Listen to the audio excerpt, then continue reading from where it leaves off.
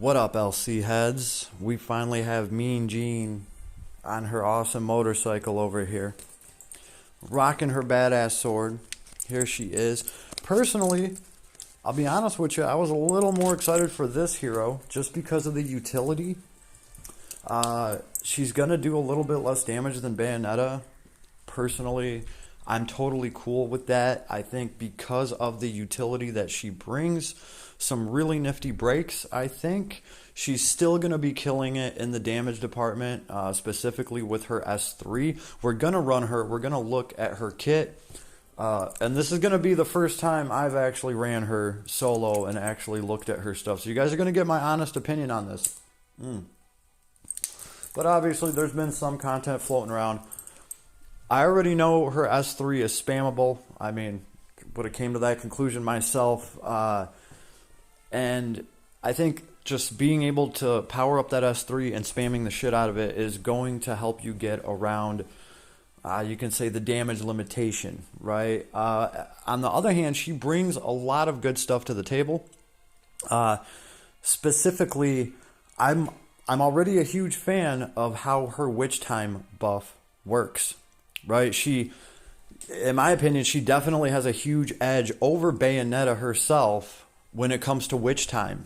First and foremost, let's just go ahead and just talk about this real quick. Both of these heroes from Bayonetta, they're witches, right? And they don't use MP. And I can't say they don't use magic, because Jeanne definitely has some magic breaks, right? She just has 2 of them. But I really, when I heard Bayonetta was coming, I was like, okay, they're witches, right? So one of them might be a mage. I was really thinking one of them probably would be. And if not, like, I figured they were really going to be characters that needed MP, characters that used MP, either translated it into damage or used MP to, like, snuff out some of the damage that's coming to them. But I really thought MP was going to be something that they really used. Come to find out, not really. Now, don't get me wrong, this is Last Cloudia. Anybody can use MP for sharp eyes and do more damage with that, which, I'm sure I'll be throwing that into the kit. But just the fact that they didn't come with something like that, kind of blew my mind. These are witches we're talking about here, right?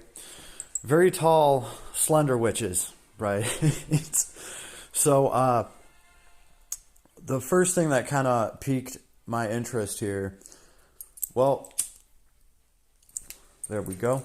It's the witch time ability, right? We're familiar with how it works with Bayonetta. All right, you get hit, you have a chance of proccing witch time, and then, hey, for like, 5 seconds, you become flinch proof. We love flinch proof. Flinch proof has been dropping on limited heroes. So I was really looking forward to that. Unfortunately, this time around, it's not like we actually get to choose when we're going into flinch-proof mode, unlike Yuri, who was just like, okay, I've built up my special ability to level 2 or 3 or whatever. I'm going to activate it. I'm flinch-proof now. So these heroes, they're going to kind of go into auto flinch-proof after they take a physical hit. But the first thing that I noticed, Bayonetta is going to be able to flinch-proof physical attacks. Magic's going to beat her ass, though. She's going to be stuck to a goddamn wall through a blizzard just like everybody else. But Jeanne has a way around that, right? Let's just look at her traits real quick. Heiress to the Umbra Witches. When equipped with only 1 weapon, thunder damage 40%, damage cap 8,000, damage cap when hitting an attribute weakness with thunder. Another 12,000. Battle start. When revived, give all enemies the atrophy debuff. Damage dealt by enemies with atrophy debuff minus 30%. That alone by itself is a hell of a lot of awesomeness, I think, because that's 30% less damage those enemies are doing to your whole team. And every 10 seconds when a unit's hit point is 80% or more, re-give that debuff, the atrophy debuff.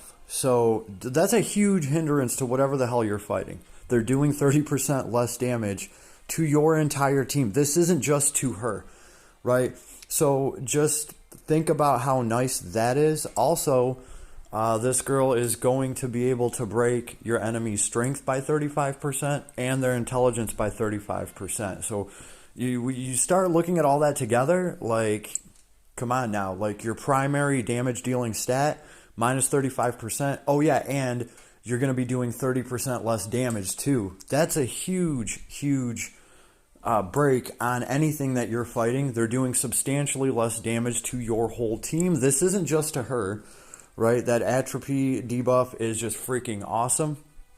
Oh yeah, and when it's really time to go on the offensive, if you can drop this girl special, well, her special is special. It has a 35% defense break. So that's really nice. I like throwing specials when they actually have some kind of break or something attached to them, right? So when it's all said and done, she can, minus 35% to your primary offensive stat, minus 35% to your defense when that special gets dropped. So you're taking substantially more damage, and you're going to do 30% less damage, you being the enemy here. So I think all in all, that's pretty freaking sweet. And with that in mind, I can wholeheartedly accept that she's going to do a little bit less damage than Bayonetta.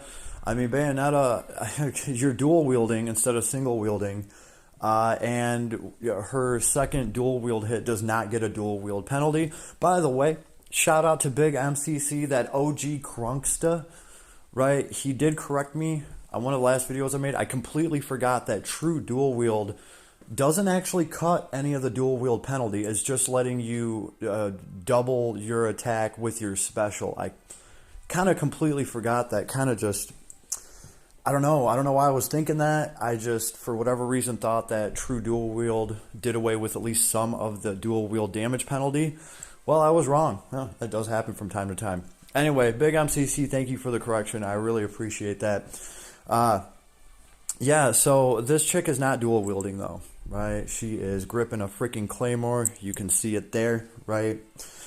So, I mean, just with the utility that she brings, I think she's pretty freaking awesome. And even if she's doing a little bit less damage than Bayonetta, I think with her S3, her damage, her skill animation is so quick and it's so freaking spammable.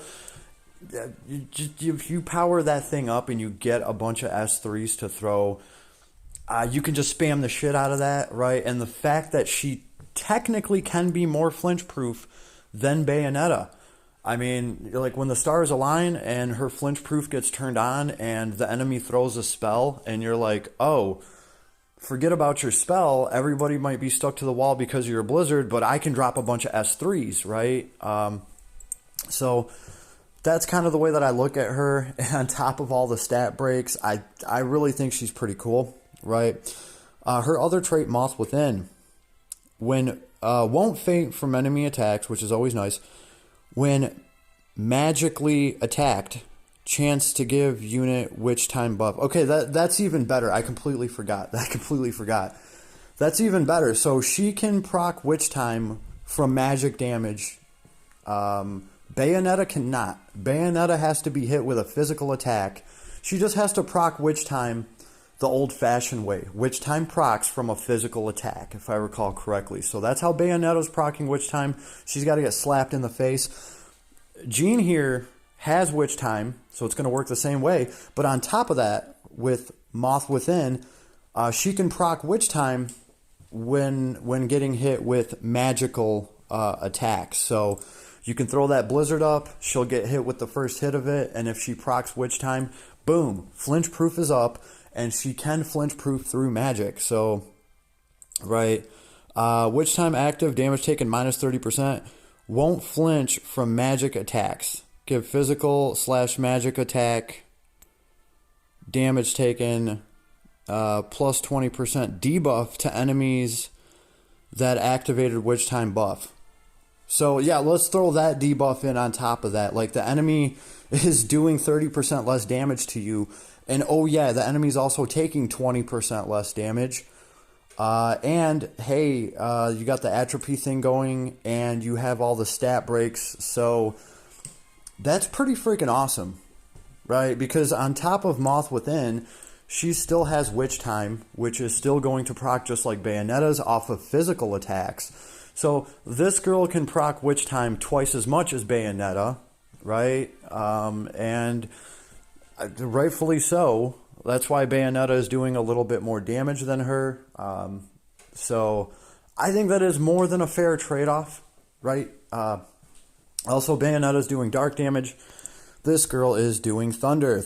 So that is pretty freaking cool. Now, we do have, I do believe, Ray in his Laggergun, his evil form Ray. He can proc flinch proof. I think he has to be broken in order to do that, or has to have a status on him. Don't quote me on that. Either way, this is a nice addition, I think. So I think she brings a lot to a party, just between all the breaks and all the stuff that she's doing. And her damage is no joke. It's not, right? It might not be the very, very tippity top best. It's still pretty damn good. So let's actually run her, see how she does the damn thing. This is where mine's built, by the way. It's also nice to have poison resist, blind resist, nil to stun, and nil to silence. That's very nice to have in there, right? Mine's at 88 SC. I just pulled her today, and we'll talk about that a little bit towards the end of the video, because this is kind of going to be affecting my last Cloudia strategy and how I play this game. I did hold out till the very end to get this hero.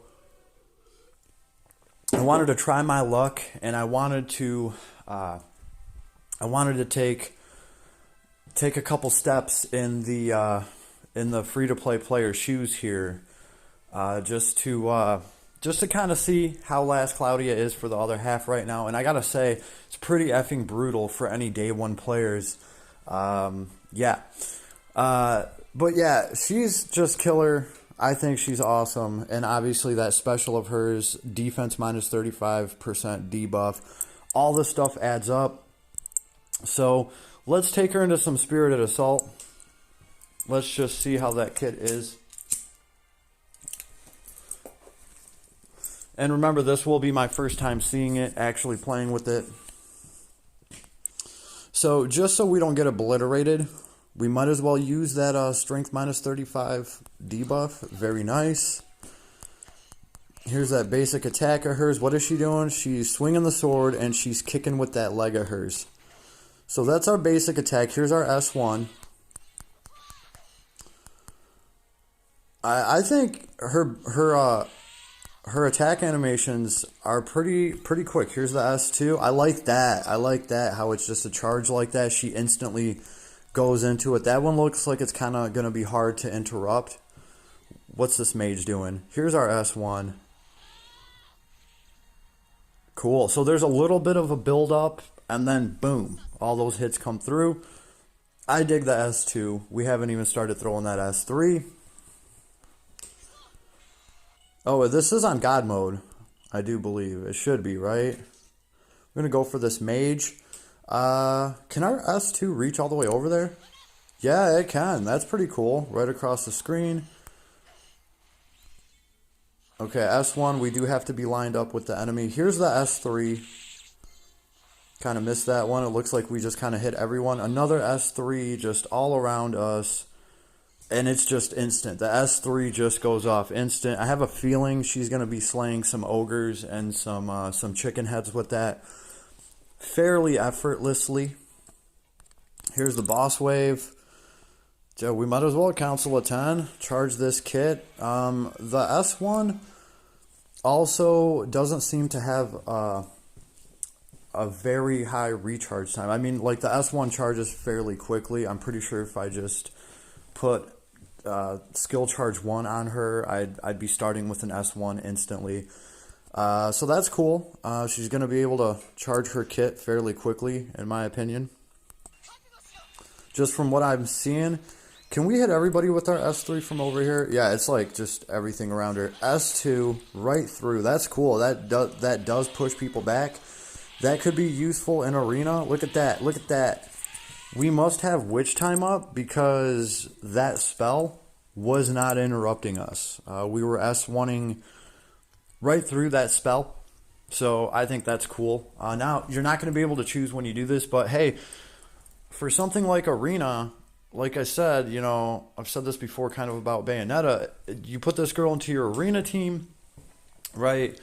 And the enemy gets the jump on you and your whole team's stuck to the wall. At least you can click over to Jeanne and hope that that Witch Time buff has procced. And if that's the case, you're going to be able to flinch proof and you're going to be able to get an attack on the enemy and hopefully interrupt the momentum that they have on you. That way, your whole team isn't just stuck to a wall and you just get obliterated. That can happen in arena.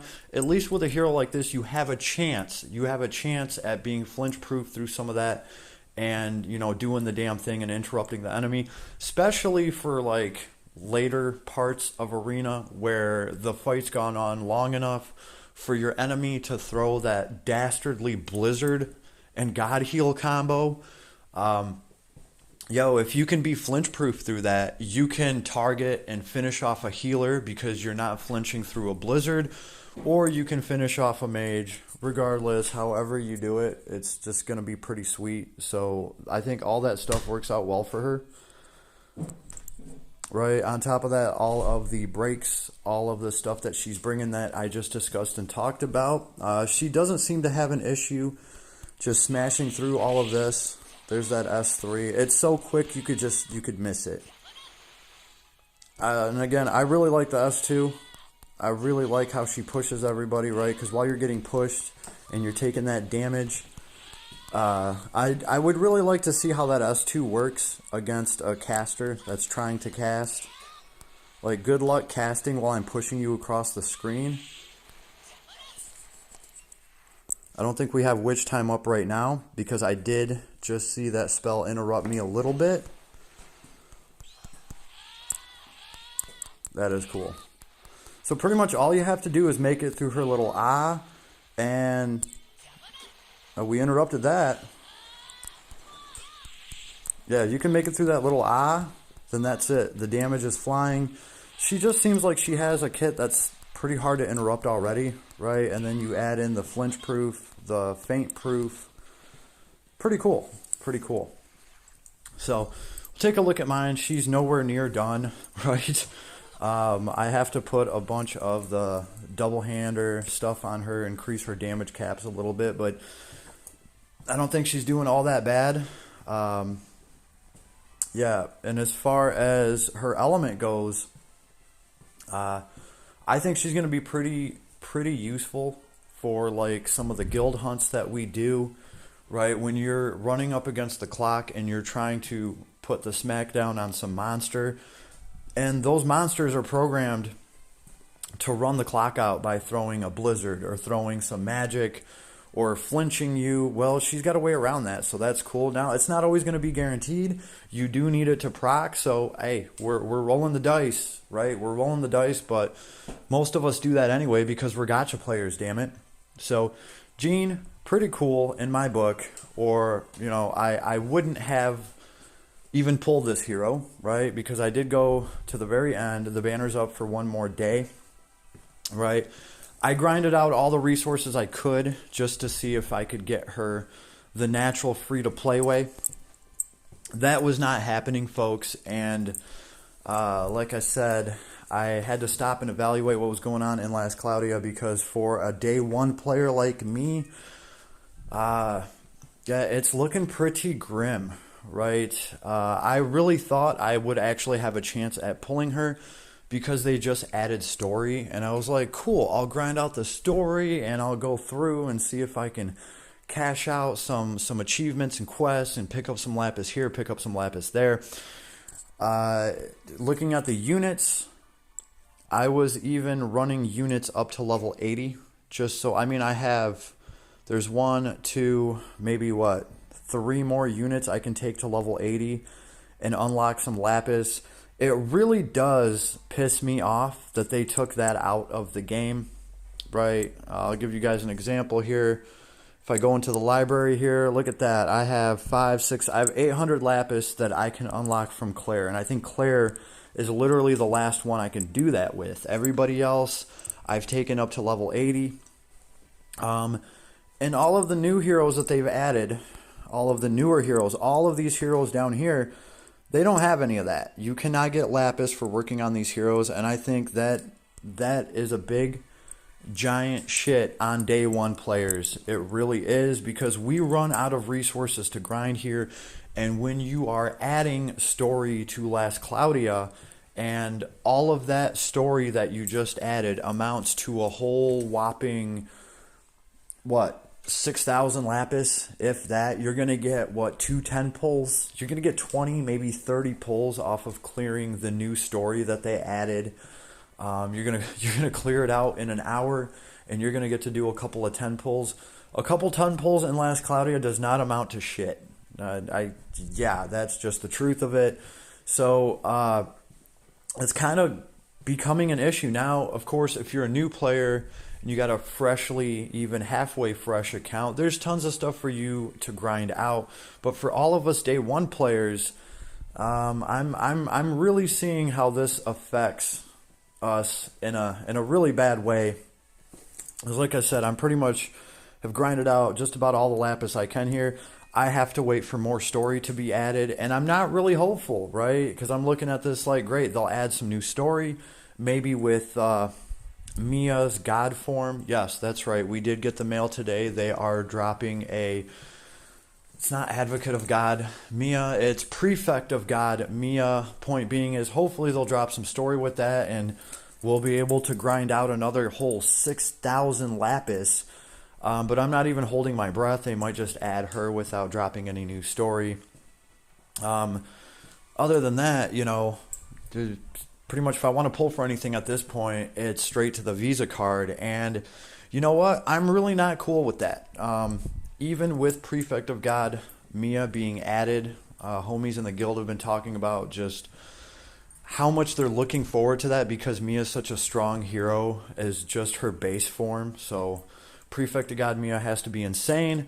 I'll be honest with you guys, she's also dropping with the UR arc from what I can tell. I'm going to hold out. I am going to hold out, and I'm going to have to start with Mia. Why wouldn't I hold out? I just pulled an awesome thunder damage character who has some flinch proof. If you can get it to go off, Mia's probably going to be lightning damage as well, right? I'm going to tell you guys the conclusion I came to. I think I'm only going to be pulling on collabs, and some of the homies in the guild said, don't even pull on all collabs. Pull on just really good collabs. Obviously, if they drop another Virgil, then yeah, Daddy's going to have to go all in, right? But Virgils are few and far in between. I think I'm going to just attempt to concentrate on collecting collab heroes, because they are truly limited, right? Even Prefect of God Mia, she's not going to be truly limited. We're going to be able to get her and her UR arc as well. And I'm going to give you guys a warning right now. Do not stress over UR arcs. I think I have just about every UR arc in the game right now. I picked them up during the celebrations, the anniversaries, and this time, if I don't get this arc, which I won't because I'm not going to be pulling on Mia, at least I will have something new in the UR arc pool to pull for, right? So this next, 4 or 5 year celebration that we have, I'll be able to get the $100 bundle, and at least there will be a new UR arc that I can get that I don't have. So I'll have that to look forward to whenever we get to that. Right, but I don't really anticipate me going in on this next banner. Now, yeah, Mia's going to be awesome. She is. We already know it. But, again, she's not really limited. She's a Last Cloudia hero. She's going to be around, and you're going to be able to get her, so nobody freak out over that. A lot of people are probably somewhat hurting from the collab anyway. especially day one players, right? So I've had people leaving comments in the other video that I made, like something needs to be done about this. Even Final Fantasy Brave Exvius got brought up because Brave Exvius got to a point where they had to start giving out more lapis, right? And somebody told me that they can grind out like 18,000 lapis in a week or two in Final Fantasy Brave Exvius. You ain't doing that in Last Cloudia. That's just not happening, right? So hopefully more content gets added. We get more quality of life stuff. But until something like that happens, I'm going to have to just not go in for any of the non-limited hero, non-collab heroes, right? Which is a little disappointing because I have peeped out some heroes in the storyline. I don't know what that chick's name is. She looks like a succubus looking chick. She's got like the demon wings. She might even have a whip. I've seen her in the story a little bit, and I was like, that would be a cool character to have, and I'm sure they're going to drop her. Yo, I'll get those heroes when I get them. They're going to be around. To me, Heroes of Destiny, whatever they're called, heroes, they're kind of going to be getting grouped up with the general pool heroes, and I'm just going to be looking at them in that light because we are always going to have access to them in one way or another. But collab heroes, hey, when they're gone, and you might have to wait a year, you might have to wait longer than a year for that collab to come back to have your chance to pull that hero again. So I think that's going to be the smart thing to do on my end, is just collect collab heroes.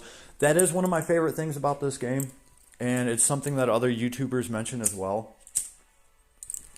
That Last Cloudia is really good at having a bunch of collabs, and their collab characters tend to be pretty awesome. We've been getting a lot of flinch proof in the collab department as of late, right? We just had Yuri, right? These heroes have some flinch proof built in, even though you can't flinch proof on demand. It's still in there. So I'm going to be keeping my eye out for juicy collabs, which is something that Last Cloudia has just been known for. And I'm going to be saving up for that. So leave me a comment. Let me know what you're doing to to quench the first day player blues that most day one players are experiencing at this point in the game. And yeah, best of luck to all of us. Hope you enjoy the vid. If you want to support me, support the channel, just, like the vid, sub, share, I will see you all in the next one. And, yeah, that's about it. Later, everybody.